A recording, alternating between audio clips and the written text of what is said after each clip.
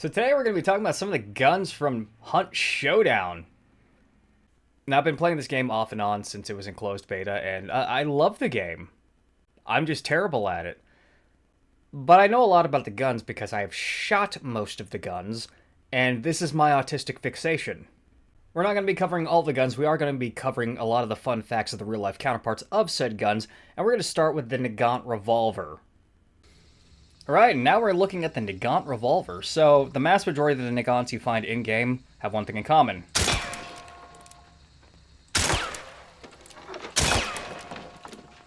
They're single action.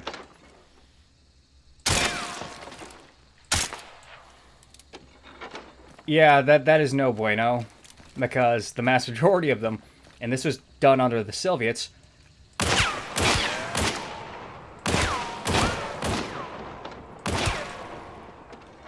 just so happened to be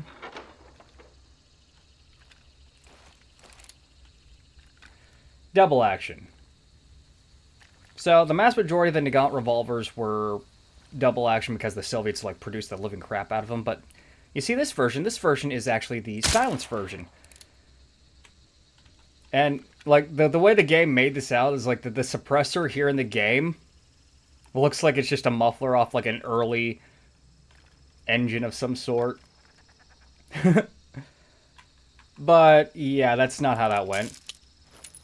They did get silenced versions, though. And I found that out before this game even came out, so I was just absolutely fucking giddy when I found that out. And if you look at the way the suppressor actually fits, and I'm going to use World of Gun Hunts footage here, it's pretty freaking ugly.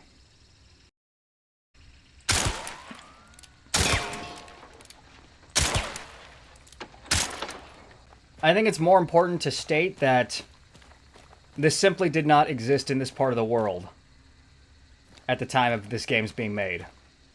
So the first weapon we're actually going to look at right now is this, the Mosin Nagant Automat.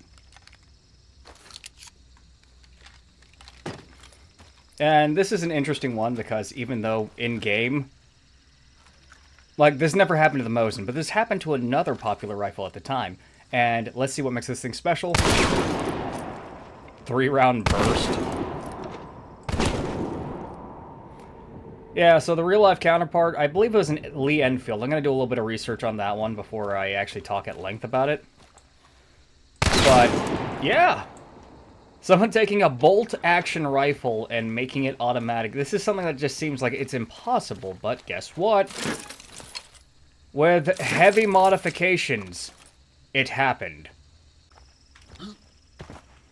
And now we got this thing. You take a single-shot shotgun of some sort, and you have this weird tube thing. I mean, surely this is just a weird thing that the creators of this game, Crytek, just added in. I mean, surely this is not a real thing.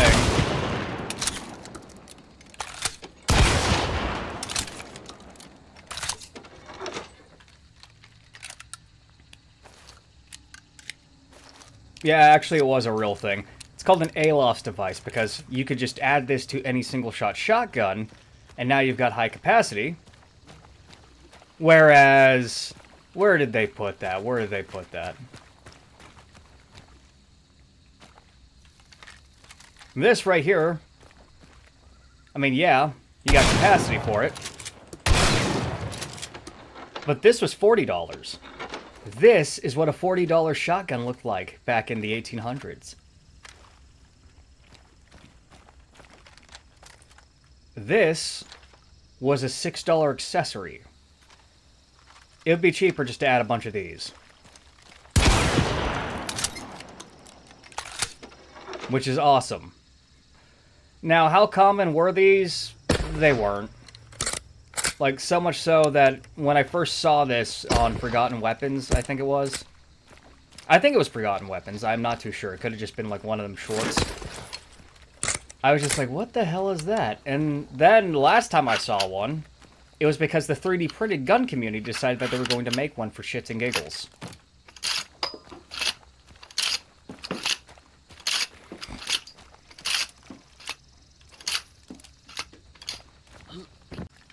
I'm just showing you a Mauser C96 just because I think this gun is sexy. That's literally it. It's one of those weird fixations that I got. Like, I've always wanted one. And the most I ever got to do was just hold one. That's the most I ever got to do with it. It's one of the first successful semi-automatics out there to have ever existed. But still, according to people who I know who shot them, they aren't bad to shoot. They're fun. Though I doubt there was ever a short version of the Spencer shotgun like this. Back in the day, if you wanted to cut a gun down like this and use it like such, you didn't have to worry, because guess what? There was no NFA until a couple mobsters fucked that up for the rest of us. A silencer on a lever gun? Is it possible? Yeah, it gets done more today than it did back in the day. Amazingly. Because you got that old school cool of yeehaw, motherfucker. But you also got the cool of quiet. What the fuck? No, seriously, why is he just looking at the stock there? Like, that is interesting, the inspect button. But yeah, so this short version here, the mare's leg, or as they like to call it, the bear's leg, that never existed aside from an old West TV show. I can't remember the name of the show, but I'll put it here in post.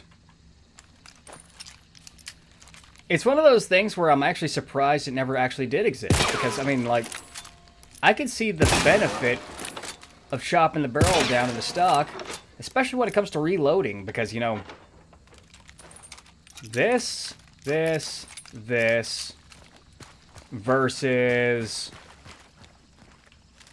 You know what, this is going to work for the next topic that I come up with.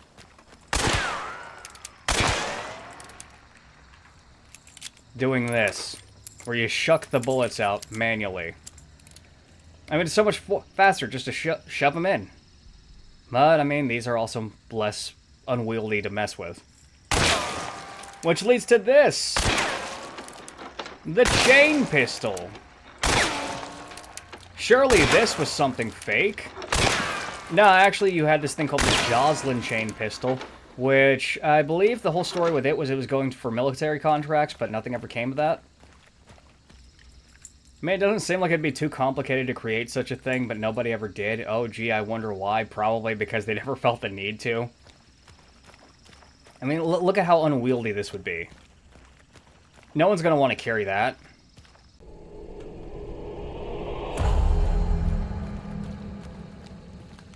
You know, the more I mess around and look at this ALOS device, the more I want to 3D print one. It's 100% legal here in the United States. You know, a country that has this thing called freedom. So here's one I actually wanted to go over a little bit, and that's the Pax Claw. Now, yes, this is a special one, as you can see. Yeah, that's for the current event going on.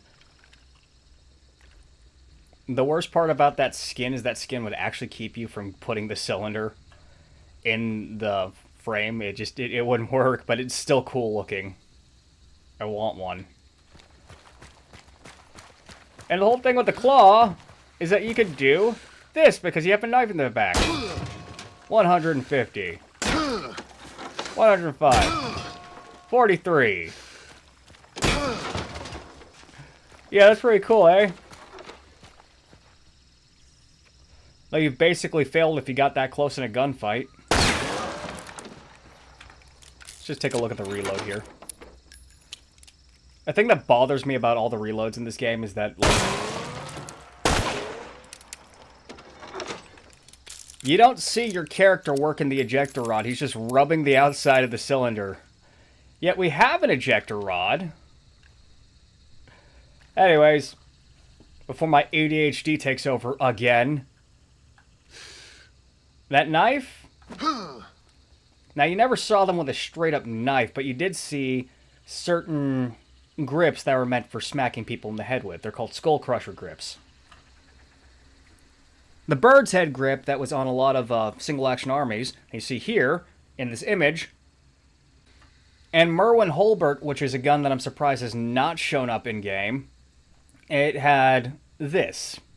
Like, when Merwin Holbert was about to come out, I actually pre-ordered a pair of guns, but I wound up getting that money back because things happened with production, and, you know, it made me sad. I really wanted that pair of guns. Also, the very first double action that was successful was the Merwin Holbert. Or was the Star. I'm pretty sure it was the Merwin Holbert, but I know Star was double action. Bang. Bang.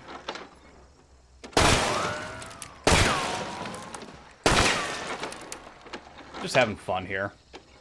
So, basically all the grenades here in-game all have sticks. And that bothers me because Americans did not do that. So this is the actual frag grenade, and it reminds me of a turtle. And I just love the design on it. However, this is America. We don't put sticks on our grenades. In fact, no military does anymore for a reason. It's useless.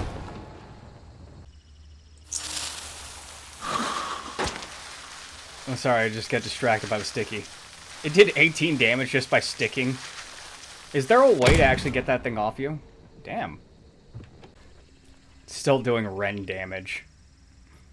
These guys are bleeding out. He's bleeding out. He's having a bad time.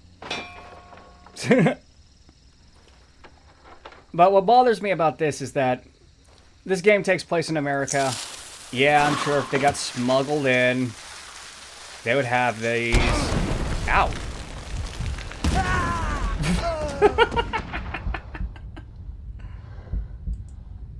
Killed by yourself. So yeah, the stick grenades bother me, and the reason why they bother me is because the same reason why most militaries don't use them nowadays. Yeah, it'd help you with your throws a little bit, but I mean, that is an unwieldy thing. And we here in America, we like to play this thing called baseball, and literally playing baseball, that was how you learned your grenade tossing techniques. Baseball. Like, seriously, whenever I was in basic, like, the guy who threw the best grenade, who had the best grenade toss, he played baseball. And literally, yeah, basically every military on the planet has decided to go after that mindset. As for sticks of dynamite, would they have been this common in the Old West? You were able to buy dynamite from a Sears Roebuck catalog and just have it mailed to your house. Now, let's talk about this, because I used to own one of these, and I missed that gun very much. The Schofield.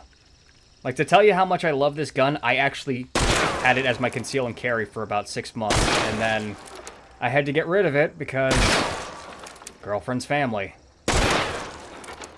And the only reason why I was willing to do that and not leave her ass was because she was pregnant. Anyways, let's talk about the reload real quick.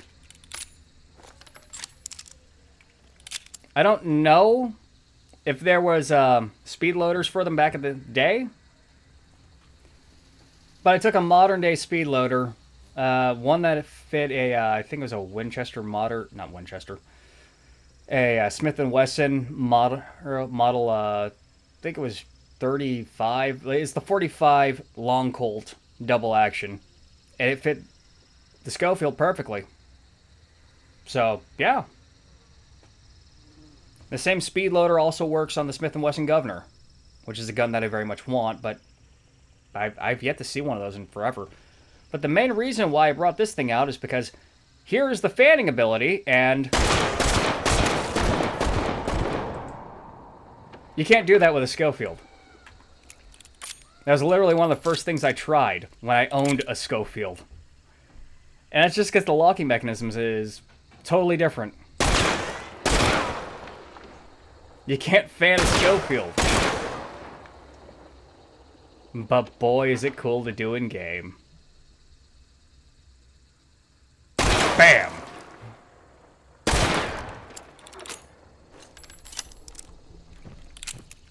Okay, so the Vetterli. I really have nothing special to say about this other than there's one at my gun shop, and this is one of the guns that I've held but never shot in game. And the reason why I've never shot is because finding one in decent condition is almost next to impossible, and finding ammo is even harder. But I absolutely just find this mechanism here, like, it's a bolt action, and it's got a... I didn't know that was there. And it's got a side loader. And it's a fat fucking boy right there. I mean, look at that bullet. That is a fat round. I pulled out the choke beetle just because I think they're cute. I mean, look at him. He's just a little guy.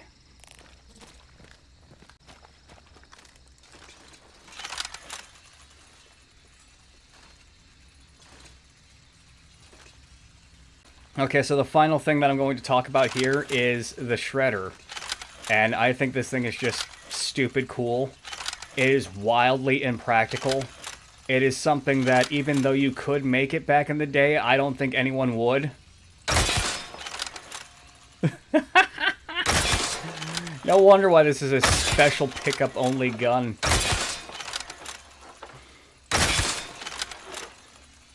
But it is just so stupid. I mean, look at it. It's like that stupid but cool sort of deal. This is actually my first time picking it up in-game.